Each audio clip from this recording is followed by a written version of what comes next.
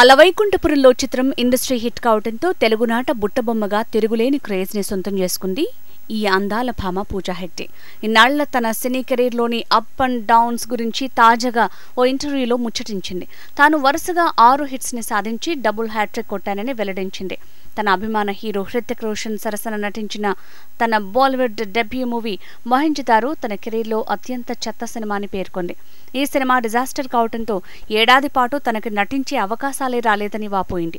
అలాంటి కష్టకాలంలో తనని తెలుగు సినీ పరిశ్రమ ఆదుకుందని చెప్పింది.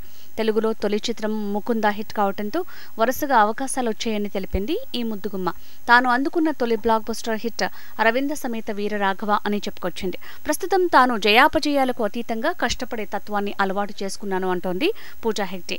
రాధేశ్యామ్, ఆచార్య, బీస్ట్ లాంటి భారీ చిత్రాలు ఫ్లాప్ అయినప్పటికీ ఈ అమ్మడి కెరీర్ కి ఢోకా ఏం లేదు. తెలుగు, తమిళ, కన్నడ, హిందీ భాషల్లో భారీ చిత్రాల్లో ఆఫర్స్తో కెరీర్ ని హ్యాపీగా లాగించేస్తోంది.